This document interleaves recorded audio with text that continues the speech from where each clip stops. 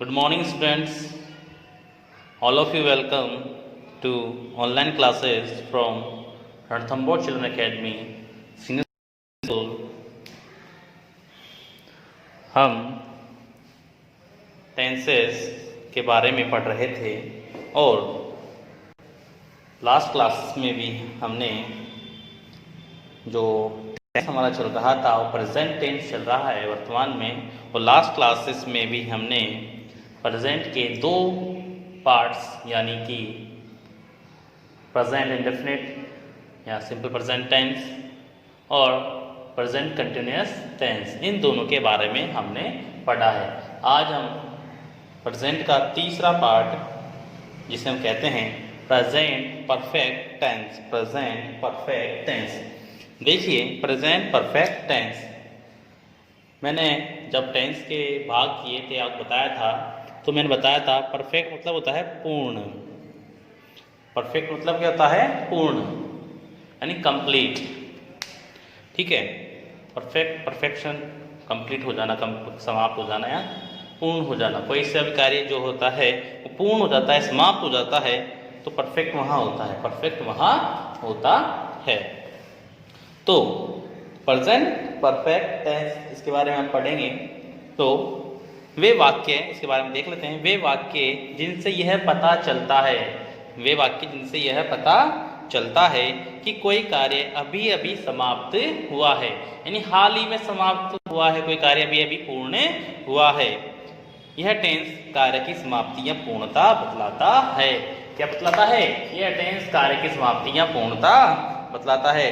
तो the present perfect tense form refers to an action और a process that has been completed in the present tense, यानी कोई सा भी कार्य, ये प्रक्रिया जो वर्तमान काल में पूर्ण हो चुकी है, वहां पर यह टेंस होता है। ये इंग्लिश में मैंने बताया था इसके बारे में। ठीक है, पहचान, अगर हिंदी पहचान अगर हम देखें तो क्या है? हिंदी वाक्य का चुका है, चुका हूं, चुकी हैं और चुके हैं आदि शब्द आते हैं, आदि शब्द ये आते हैं। और तो ये हमारी हिंदी पहचान। देखिए दो टेंस में जो अभी तक हमने पढ़े हैं उसमें हम वी फर्स्ट का यूज कर रहे थे, यानी वर्ब की फर्स्ट फॉर्म का अब तक हम यूज कर रहे थे, वर्ब की फर्स्ट फॉर्म। जैसे कि मैं खाना खा रहा था, खाना खाता हूं, तो हमने खाता हूं ईट लगाया, अब फिर हमने कंटिन्यूसली मैं खाना खा रहा हूं तो ईट प्लस आईएनजी लगा दिया। लेकिन यह टेंस, इस टेंस में, परफेक्ट टेंस में, तीनों टेंसों के परफेक्ट में हमें कौन सी फॉर्म का यूज करना है? याद रखें, परफेक्ट में हमेशा तीसरी यानी वर्ब की तीसरे फॉर्म का यूज करना है। अब आपको मैंने लास्ट क्लास में बताया था, बोला भी था कि आप विभिन्न वर्ब यानी क्रियाएं जो हैं उनको याद करें, उनकी फर्स्ट सेकंड थर्ड, और आईएनजी फॉर्म कैसे बनानी है उनको आप किताब या आप पुरानी जो किताबें अगर आप लिए आए हैं तो उनसे आप जरूर देखें। ग्रामर किताब में आपको आसानी से ये मिल जाएगा, तो इनको भी आप एक बार देख लें। तो इस टेंस में V3 का प्रयोग होता है, याद रखें। कौन सी का?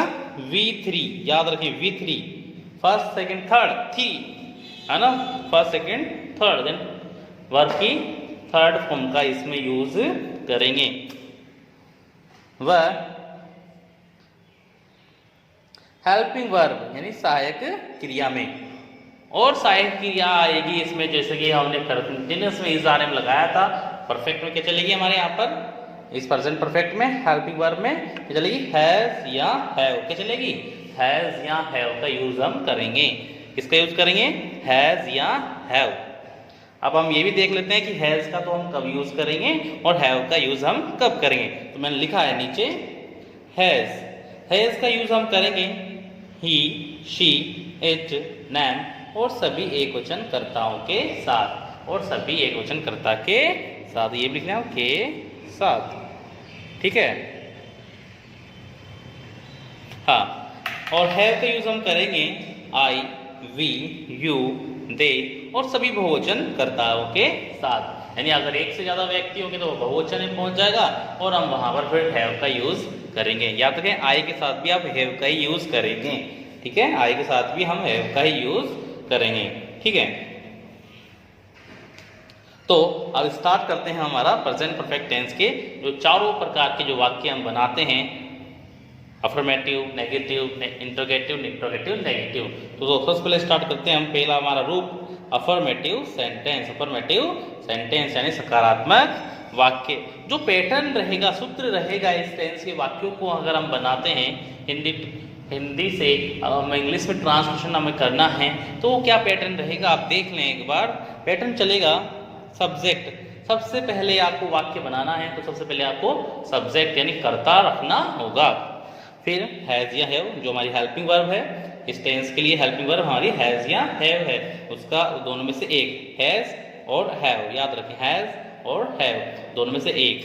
ठीक है, अब वो मैंने बता दिया है हैज कब आएगा और हैव कब आएगा। V3 परफेक्ट टेंस, V3 याद रखें परफेक्ट है, चाहे कोई सा भी है, प्रेजेंट का है, पास्ट का है, फ्यूचर का है, V3 परफेक्ट टेंस है ना। V3 और परफेक्ट है, परफेक्ट V3। ठीक है, यूज याद रखें। प्लस अदरवाइज अगर कोई लास्ट में वगैरह में देता है तो वो हम लिखेंगे, लास्ट में अगर कोई शेष बचता है तो हम लिख देंगे। तो एग्जाम्पल हम देख सकते हैं, एक एक एग्जाम्पल देख सकते हैं। इसमें लिखा है मैं एक पत्र लिख चुका हूँ, मैं एक पत्र लिख चुका हूँ। ठीक है, अब देखिए लिख चुका हूँ यानी अभी भी लिख चुका हूँ, यानी अभी भी कार्य पूरा हुआ है। मेरे द्वारा पत्र लिखने का कार्य जो अभी भी पूरा हुआ है, अभी भी लिखा है मैंने, खत्म किया है।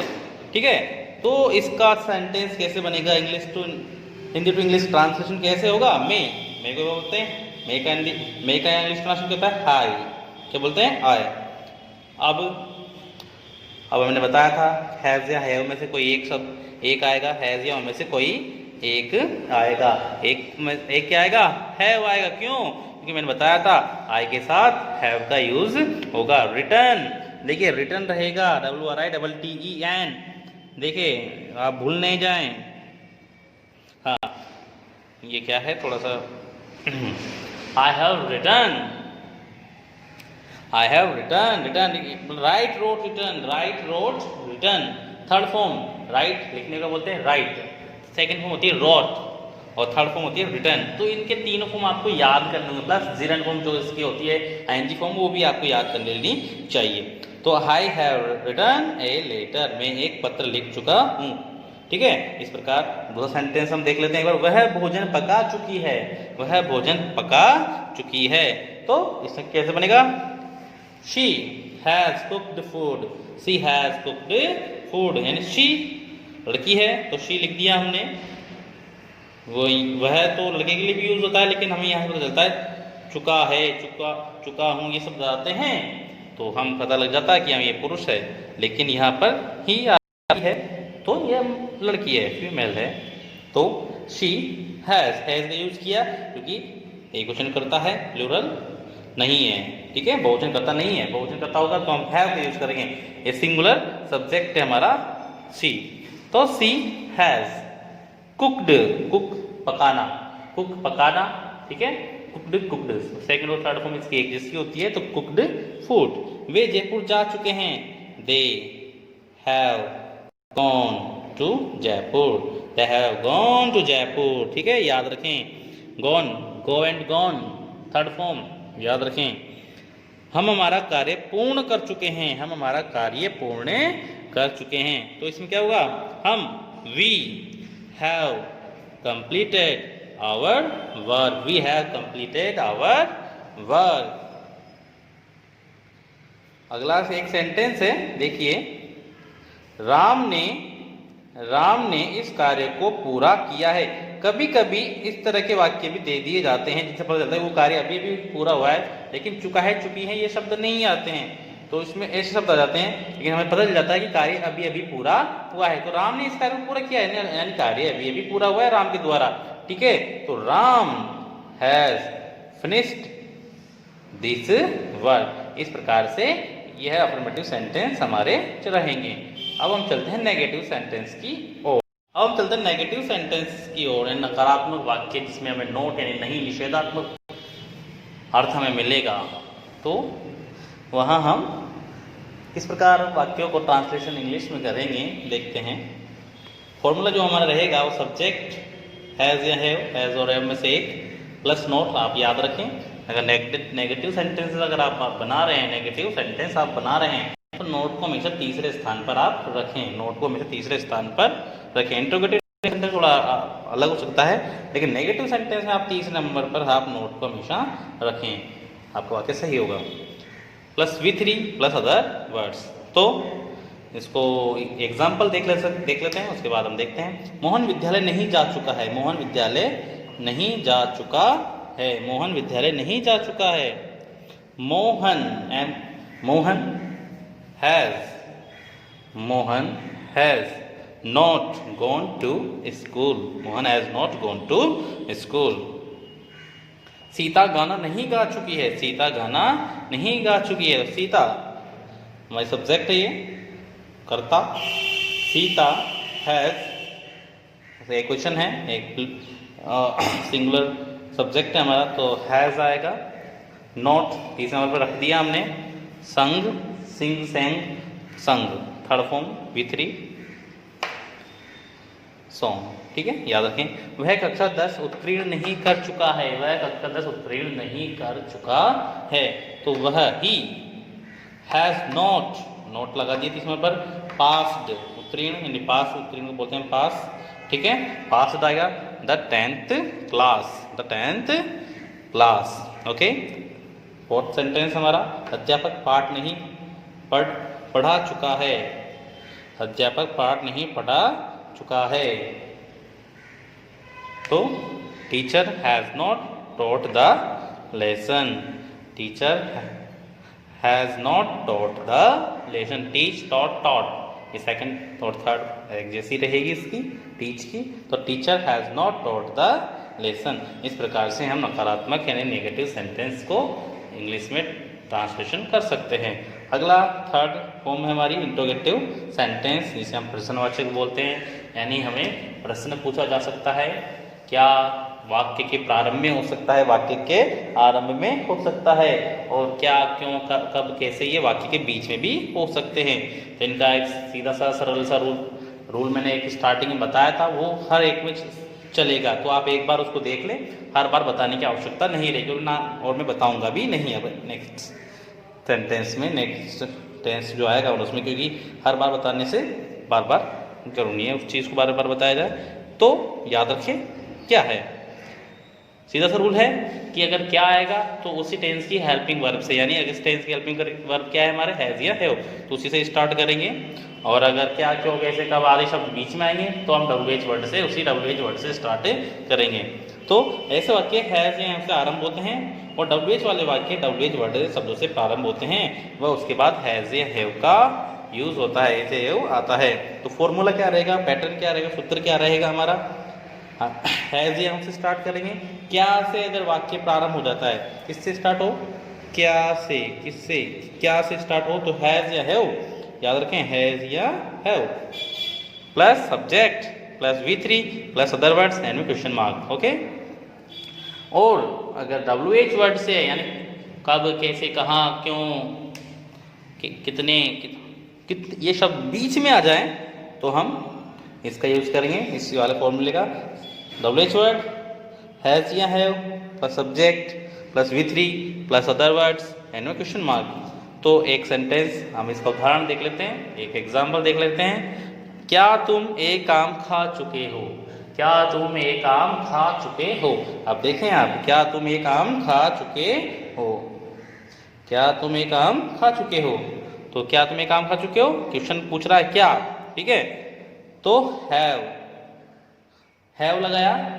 अब याद रखें हैव का यूज हमने क्यों किया, क्योंकि जो हमारा सब्जेक्ट है तुम, उसको हम यू बोलते हैं और यू के लिए हैव का यूज होगा, तो हम सब्जेक्ट के अनुसार ही हैज या हैव का यूज करेंगे। Have you eaten, eat, ate, eaten, third form, a mango. तो इस प्रकार से, और बाकी सेंटेंस के यानी एग्जाम्पल हम और देख लेते हैं। हाँ, तो नेगेटिव सेंटेंसेस के कुछ उदाहरण एग्जाम्पल्स हम और देख लेते हैं, उसके बाद हम इंट्रोगेटिव नेगेटिव सेंटेंसेस की ओर चलेंगे, ठीक है। तो इसका दूसरा है, पहला हमने देख लिया था, सेकंड है क्या तुमने जयपुर देखा है, क्या तुमने जयपुर देखा? अब आप देखेंगे इसमें चुका है चुकी है तो आ ही नहीं रहा, लेकिन जयपुर देखा है।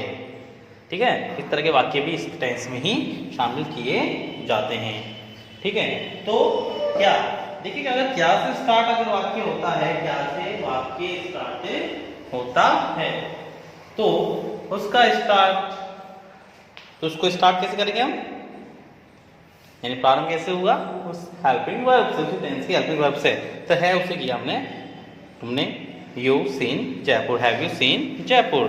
क्या वह एक पत्र लिख चुका है? क्या वह एक पत्र लिख चुका है? तो has he written letter, has he written है, क्योंकि वह है तो हैज आएगा, ही रिटन थर्ड फॉर्म है लेटर। तुमने क्या खाया है? इसमें भी वह नहीं आ रहा, वो चुका चुकी नहीं आ रहा, लेकिन यही काम अभी भी पूरा है। क्या खाया है? पूछ लिया, खाते पूछ लिया क्या खाया है, खाते ही पूछ लिया कि क्या खाया है, तो कार्य अभी भी पूरा हुआ है वर्तमान में। तो ऐसे टेंस, ऐसे वाक्यों के लिए भी यही टेंस का यूज होता है। तो तुमने क्या खाया? तो व्हाट, बीच में आ रहा है क्या, ठीक, तो व्हाट WH वर्ड हैव, ठीक है, you eaten, what have you eaten. उसने क्या पकाया है? उसने क्या पकाया है, इसमें क्या बीच में आ रहा है, तो हेल्पिंग वर्ब से न करके हम WH वर्ड से सेंटेंस स्टार्ट करेंगे। तो व्हाट से क्या, कोई इंग्लिश ट्रांसलेशन क्या होता है व्हाट, ठीक है। तो what has she cooked, what has she cooked. इस प्रकार से हम इंट्रोगेटिव सेंटेंस बना सकते हैं, और भी सेंटेंस हम बना सकते हैं। ठीक है, अब चलते हैं इंट्रोगेटिव नेगेटिव सेंटेंस की ओर। देखिए इसकी तरह ही है, ये इसकी तरह ही है, इंट्रोगेटिव की तरह ही है, लेकिन हमें नोट जोड़ना है इसमें। कब जोड़ना है? V3, यानी जो मेन वर्ब आती है ना V3 जिसे हम बोलते हैं, उससे पहले ही जस्ट जोड़ना है।